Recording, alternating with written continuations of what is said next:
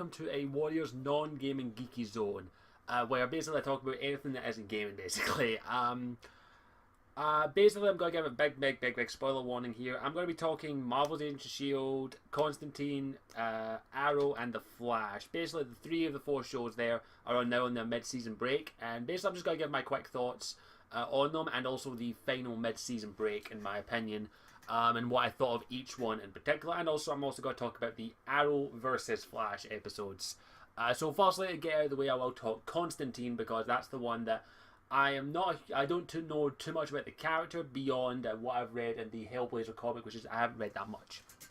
So firstly, I have to talk a little bit about some news apparently that's came out. To my knowledge, at this moment, Constantine may possibly being cancelled. Apparently the production has stopped on episode 13 of season 1, and apparently there was supposed to be another couple of episodes after that. So yeah, I'm a little worried about it, because I actually do enjoy Constantine. I think it's a good show. And this coming from a person who gave up on Supernatural after a certain season. But yeah, I really like Constantine. I am enjoying it. It's a great show. Basically, as is, the thing that I've always missed from any superhero movies or anything is magic. And this is really the first on-screen magic from any comic book franchise, in my opinion, at least to my knowledge. I don't know, there's a Doctor Strange TV pilot in the 80s or 60s or something that was pretty crappy. Jawario, and rest in peace, Nash and Linkara and Filmbrain did a video on it, which I think is really good, and it is Jawario's last video, which I would highly recommend as a good video. But yeah, I think it's great. Now, my first introduction to the character of Constantine was not this show. It was actually the movie. I had never heard of the character. I do know it's not pronounced Constantine, but I'll get to that in a minute. But I like the Constantine film. I think that Keanu Reeves, while not a great actor, is actually a decent actor, and I actually still enjoy that film. I do know it's not as faithful to the character as the show is, which surprisingly, the show is very faithful to the character. As is, even from what little I've read of the Constantine graphic novel Hellblazer, which is around there somewhere. I'd have to hunt it through. I haven't even finished reading the first volume because I'm on a backlog with other books and graphic novels that I'm reading, but I will get around to it. But from what I've read, it's a very faithful adaptation. You can tell that the creators of this show are fans of Hellblazer, to the point in which they are being very accurate to the thing, especially the episode with the Hunger Demon, which was actually basically from the novel, only slight bit of changes. But I'm really enjoying it. I like it. Now, the other show that I did enjoy for a while until a certain point was Supernatural, which some people have compared Constantine to basically the Doctor Who of Supernatural. Supernatural and Doctor Who people compare it to, which, was that a bad thing? But Supernatural was actually one of my go-to Supernatural TV show for a while, because I did enjoy it up to a point. It's got pretty crappy in the later seasons, but Constantine is now my go-to Supernatural show because it is great. It deals with the occult, and the character of Constantine is not a hero. He's not a good guy. He's an anti-hero. He's a bit of a dick. And it's a very faithful adaptation, as is he's from Liverpool, which is actually kind of funny because the Liverpoolian accent, I've known a few people with that kind of Scouse accent, and it's a bit more of a different Liverpoolian accent than a Scouse accent. But I just love the actor who's playing him, whose name I honestly should probably have looked up before this, but I can shoot me, I don't care. N.E. Constantine series. But yeah, I actually do like the character who I'll look up his name another time. But I love the actor who's playing Constantine. He kind of encompasses that dick that you don't want to know. Let's face it, he's not good. He's not a nice guy. He's kind of a dick. But I like it. I really like it so far. The show is very well done, very entertaining. And I'm not going to spoil this show because it hasn't actually got to its mid-season break yet. But I love it. I am absolutely loving the show, and I would highly recommend it. And I really hope that it doesn't get cancelled, because it is brilliant. I love it. It's what Supernatural It's basically the DC supernatural world is being explored, which I'm absolutely loving. Sadly, we won't see a crossover with Arrow or Flash with Constantine because that's a separate network. But I'm loving it, and I would highly recommend it. In my opinion, it is a great show. I would recommend it. It's only available in the US at the moment, but you can actually get it on Amazon Prime, where I've been watching it. It basically airs. It gets uploaded roughly the same time as it airs in America. A good reason I have an Amazon Prime because Constantine's fucking awesome. So no spoilers, but I would recommend Constantine. Now moving on to, of course, the three big ones in my opinion. Now, I know some people are going to ask, why am I not talking about Gotham? I haven't been watching it. I watched the first episode and I could already tell right off the bat that I was like, not going to be watching that anytime soon.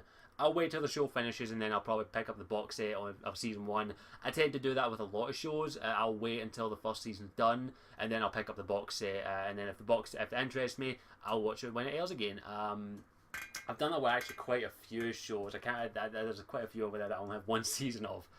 Or I'll just wait till it's on Netflix. One of the two. But yeah, let's move on to what was I going to move on to? I will talk Marvel's Agents of S.H.I.E.L.D. because Arrow and Flash are kind of interconnected. I'll be honest, I am liking Marvel's Agents of S.H.I.E.L.D., especially this current season. The first season I've enjoyed Marvel's Agents of S.H.I.E.L.D. pretty much from the get-go. Basically, I'm a Joss Whedon fan. I'll happily admit it. I have been since Buffy. Even when I didn't know his name, I loved Buffy. I loved Angel. I loved Dollhouse. Dollhouse is a bit of a mixed bag, but I still enjoy it. Firefly is my up there with one of my favourite shows and movies of all time, Serenity, and thank you MD for introducing me to Firefly because it is fantastic. I pretty much have every movie or DVD or series Joss Whedon has written fully, not his ghost written work like Waterworld or Alien Resurrection. He did actually do some writing on that. But I have basically almost every movie, including the Shakespeare one, Much to Do About Nothing, which I enjoyed. He's a big Shakespeare fan, but yeah, I'll make no secret. I'm a Joss Whedon fanboy. I'll happily admit it. I love the way he does stuff. So yeah, I pretty much enjoyed Marvel's Agents of S.H.I.E.L.D. And I'll happily admit, though, the first half of the first season was not great. It was okay. It was enjoyable. Sky got a bit annoying. But after Winter Soldier, it just picked up. It took the torch and it bolted. And it shows in this current season, especially the mid-season when it's got to this point, where they've been building up the Inhumans, which are basically the Marvel Cinematic Universe answer to the X-Men, basically, due to the fact that Marvel, the MCU, cannot have the X-Men or Spider-Man at the moment, or the Fantastic Four, due to legal reasons, beyond licenses and all that, when Marvel was going under. They basically bring in the Inhumans, which are, in a sense, the best way I can describe the Inhumans, if you're not a big Marvel geek, you probably won't know this. I only know this because of the X-Men TV series and the Fantastic Four animated TV series back in the day when they introduced the Inhumans. But the best way I can describe, they actually mentioned their origins in Marvel's Agents of S.H.I.E.L.D. And I like the fact that they've been building up to this, basically from roughly mid-season 1 to where they are now, where they're going to the city of Abaddon, I believe it's called, which is where the Inhumans live. But the best way I can describe the Inhumans are what happened in the cinematic universe. I'm assuming it's very similar to what happened in the Marvel universe. Was an alien race known as the Kree, who we have been introduced to through Guardians of the Galaxy. Nebula was a Kree, and also we get a little insight into the Kree, and the main villain was a Kree.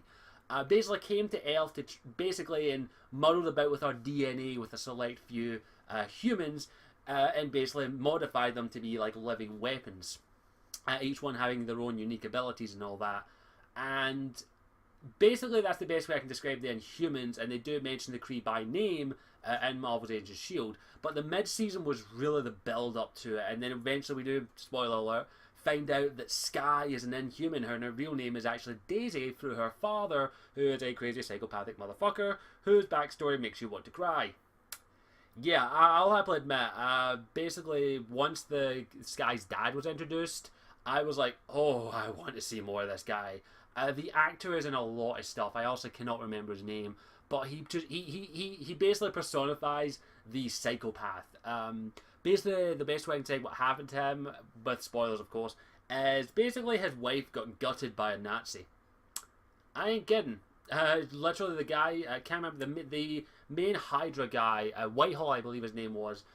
basically found Sky's mother and her dad's wife, of course, and basically gutted her, took her organs and blood, and made himself young again. Yeah, that would make anyone crazy. But I just love the build up they did to the mid season finale, and eventually showing that they may be going to Abaddon. Abaddon. Fuck, what? It's Abaddon. Or, I can't remember off the top of the head the city's name off the top of my head. It's no Abaddon. Absol, Absonine.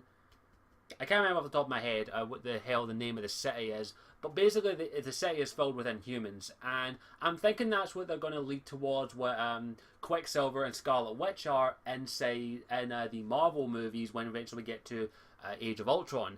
And of course, we have an Inhumans movie coming up, so they are going to be introducing the Inhumans fully with their own movie. But I'm thinking they are going to build them up. The Marvel Cinematic Universe is very good at doing that, and also with their TV series, with of course Daredevil and a few others coming out, which I cannot wait for. But I did love the mid-season basis, just giving you that little extra taste to what is possibly out there, and also teasing a couple more Inhumans that might show up. But yeah, I loved it. It was a nice build-up, a nice, great thing. Now, I don't know if Joss Whedon wrote the mid-season finale. I don't know if he did, but I'll say this right now. Joss Whedon knows how to write finales. All you need to do is look at Buffy finale and Angel finale, and you will see how that works out. No matter what it was, the mid-season and the end-season finales of any of his shows are always out. He knows how to do a big finale. But yeah, I loved it. I really, really enjoyed it. And I would highly recommend Marvel's Agents of S.H.I.E.L.D. as well. It's very entertaining. The mid-season break, and I can't wait to actually start watching Agent Carter, which actually airs while Marvel's own Agents of S.H.I.E.L.D. is actually on its mid-season break. We are going to get Agent Carter, which she was in Captain America 1, and basically the founding of S.H.I.E.L.D. basically. I can't wait for that. I just love what Marvel are doing with their shows. I really, really do. But that's all I've got to really say on Marvel's Agents of S.H.I.E.L.D. I know I didn't talk too much about story elements, but I just felt like geeking out a little bit, in all honesty, and talking a little bit about that. But I really like where Marvel's going, and I can't wait to see what Agent Carter's like, and I also can't wait until Agents of S.H.I.E.L.D. returns, because holy crap, the Inhumans is going to be a delight to see. Now I guess I'll move on to, of course, the two main ones, the two series in my opinion. If you wanted me to put in, these are the two series I actually am enjoying probably the most. Marvel and Constantine are still, S.H.I.E.L.D. and Constantine are still fantastic. I do enjoy watching all the other one, but these two I probably am enjoying a lot more, just because they've been maybe on a little bit long. Well, one's been on a little bit longer, but it just oozes charisma, and that is Arrow and the Flash. Now, I'll talk a little bit about Arrow, as it is mostly season 3, as it is the season itself, just went on its mid-season break. But of course, I have been watching Arrow since it aired, and I'll be honest, I was tempted to give up on the show probably by halfway through season 1, but then I just kept watching, and I'm glad I kept watching, because basically, a lot of people were tossing off Arrow as the Smallville ripoff, basically. Green Arrow is not exactly the most well-known, or pretty much the most well-known DC hero. He is known well enough that you would recognise him, but he's not one who could probably hold his own movie, in all honesty, at least not with a good writer or a good actor. But the show Arrow, they took basically the whole idea of him and twisted it a little bit. I know, happily admit, the first season is just like a Batman Begins kind of thing. But once the show picked up itself, they went comic booky, and I've loved them for that. And they really went a bit more comic booky, especially when they introduced the Flash, which I'll get to in a minute. But this season especially, the season 3 has just basically says, we're going comic booky, whether you like it or fucking not. Because it's just kind of went like that, especially with them foreshadowing the Atom, Ray Palmer, foreshadowing him, and I really like that. The actor who's playing him actually is no stranger to superhero films, or types basically. He played Superman in Superman Returns. I think that's an accolade he wants to forget. But he's playing Atom in this, and Ray Palmer, and he just soaks it up. And I do mean he soaks it up. He's cocky, arrogant. He's basically the equivalent of Tony Stark, is the best way I can sum him up. But he does have his own unique charm to him that you basically kind of like him a little bit. And the way they've built him up this season is that he took over Queen Consolidate and made it Palmer Industries, and he's building up to making the Atom suit. ATOM is actually an anagram. I can't remember what it stands for, but he basically wants to become a superhero, and it's phenomenal, and I actually really like that. But yeah, I like the character Ray Palmer so far, and I like the fact that, and of course Felicity, who's basically the tech whiz of the group, gets roped into helping another superhero, basically another vigilante, Atom. And I loved her little phrase that she said with her reaction to it. She was just like, "Why does this keep happening to me?" And I like it. As for basically every other character, I've liked Stephen Amell as Oliver Queen. I really have. I liked the way he's evolved as a character. Still has to be a bit more human, of course, and of course can't go wrong with John Barrowman. Like John Barrowman in the show was just like, oh, I'm in. Give me more of him, please. He just soaks up that evil character that is just like, I'm gleefully evil, and I know I am. And he just absorbs that role. He just becomes villainously evil, and I love him for it. He just soaks up. I've liked pretty much all of his roles. Basically, Jack Harkness, of course, is always going to be my first one, but he just soaks up the evilness of that. It's like they just handed him a script and just says, "Be a comic book villain," and he was like, "Yeah, okay." How on a scale of 1 to 50, how comic book villain? And he just cranked up to 100. So yeah, anytime he's on the screen and shares it with Stephen Amell, they have such good chemistry together. It's really good. Of course, I've liked the development of what's his name? He's basically Arsenal of the series Red Arrow site. He's Red Arrow / Arsenal. I just can't remember his name off the top of my head. I'm horrible with names. I prefer like at the Green Arrow. I remember those, but I don't remember the character's name. But yeah, I've liked his development a lot. But he still has to grow on me a little bit. I never really liked him that much, but I like his development so far. It's been pretty cool. And I've just liked every character so far. I also like the fact that the character they had as Black Canary, spoiler alert, Sarah, gets killed off pretty early on at the start of the third season, and pretty much the first half of the season is basically up until the last episode, basically until the mid-season thing. We have no idea who killed her. We've got theories, we've got possibilities. They always toss a little red herring, and the way they revealed how she died was very interesting. It was basically Malcolm Merlyn, only not Malcolm Merlyn. It was kind of interesting the way they pulled it off, and I'm not going to spoil that little thing. It's a great scene in my opinion. But another thing I really like about it is just how well thought out it is. And also I like the fact that they've introduced the League of Shadows, basically, by Ra's al Ghul. Don't get me wrong, I still love Liam Neeson as Ra's al Ghul. That's one of the few things I actually really liked about Batman Begins, was him as Ra's al Ghul. They couldn't get him in this series, unfortunately. Apparently he was actually up for it, but apparently they may have already cast him. But the actor who plays him so far, he needs a few more scenes, in my opinion, before he sucks in it. But he's only made an appearance in the last episode, basically, and he barely had any lines in it. But yeah, I like the fact that they've introduced it and they've went full on comic, not full on comic booky yet, but they've almost got there. And the twist at the end. Oh, I should also talk about the new Black Canary. Is basically Sarah's sister, whose name escapes me. I do apologize for that. But she's basically going to be the new Black Canary. We've seen her outfit, which I actually think she looks good in the outfit. Laurel, that's her name, Laurel. In all honesty, she's the character that probably irritated me the most throughout the entire show, basically. But she has slowly but surely become more of a character, and I do like that. I also like the fact that they introduced Wildcat into it, who's an old school DC character who trained Black Canary. I like the fact they've kept that in there. I really do like the fact that he's a boxer and he was a vigilante before Arrow. And I just like that. I really wouldn't mind seeing the Wildcat suit again and the full Black Canary suit. Hopefully we'll see that in the rest of the season. But I like her development. I can't wait to see how she does with Black Canary. Now they don't have her do the canary cry basically yet. But with what they've done with Flash, with the introduction of mere humans, I wouldn't be surprised if we do get the proper canary cry eventually. I'm hoping we do. We might not. We'll have to wait and see. I guess that means I can move on to Flash. Now, I will talk about Arrow versus Flash at the end because I kind of have a lot to say on that. But I am very pleased with the Flash show. I am very pleased. They basically done with what was the show that did it before? Basically, they did a Buffy and Angel, basically. Not in that sense.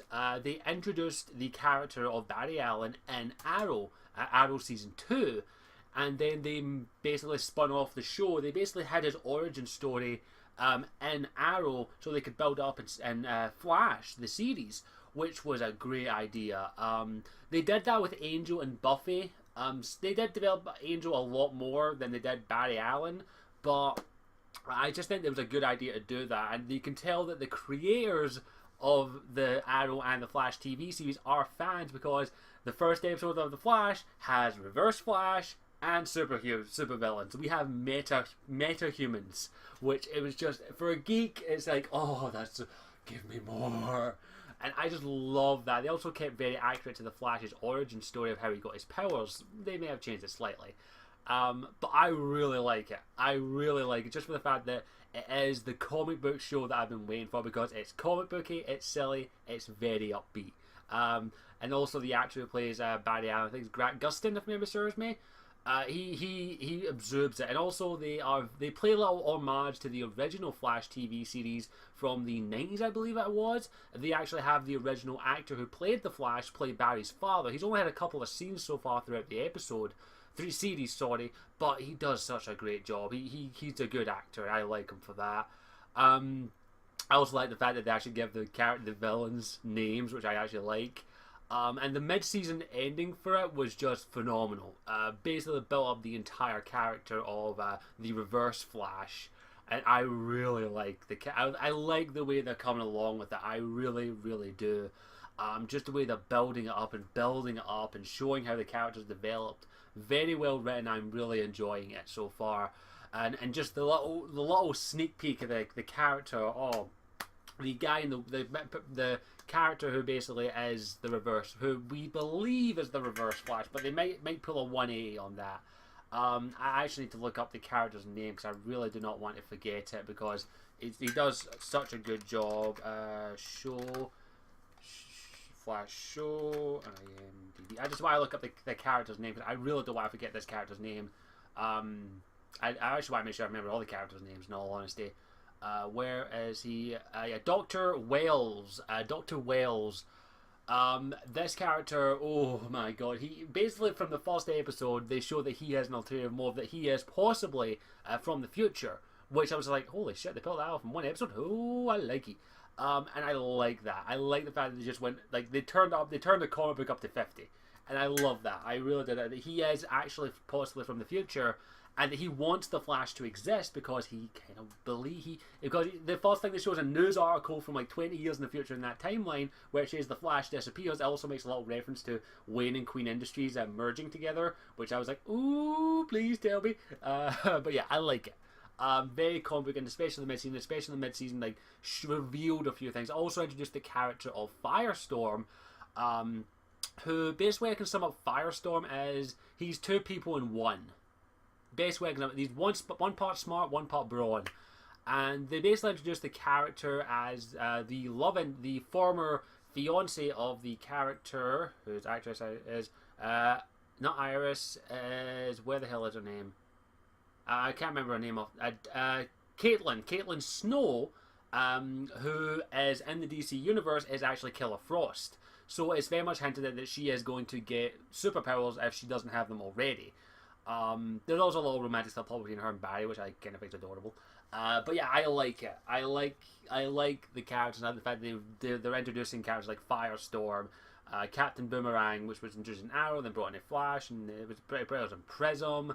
And just basically bringing character. And of course, the news that just came out recently is that Mark Hamill will be in the show, reprising his role as the Trickster. If you don't know, Mark Hamill originally played the Trickster in the Flash TV series, the one before this, and he's reprising his role in it. And I'm just like, oh my god. It's basically an on-screen Joker. So we're going to have Mark Hamill basically play the Joker on live TV, which he's only done once before, and that was in the TV series The Birds of Prey, which was only literally a little 5-second scene. But still, Mark Hamill coming to play a villain that he's played before.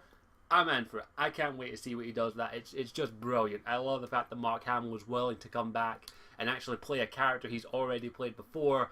And I love that. I absolutely love it. Even though we'll probably never see him as the Joker again, we will see him as the Trickster, which, if you've heard the Trickster's voice, it's kind of like the Joker. So I'm excited for that. I can't wait for that. Um, and now I'll move on to the final thing which I will talk about, which is the crossover which they did with Arrow and Flash. Flash versus Arrow, basically.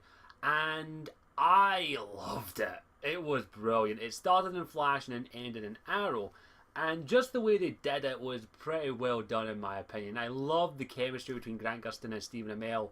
They do such a superb job with the acting and the coordinates. And basically, it's like showing two sides of the same coin, is the best way I can sum it up. They show Flash, who's very upbeat, he's very human, very making snide jokes and all that, and faster than a speeding bullet and all that crap. And he's very upbeat, and the crew that he has with him, Cisco, Caitlin, Wells, and the other actor who plays Detective John West.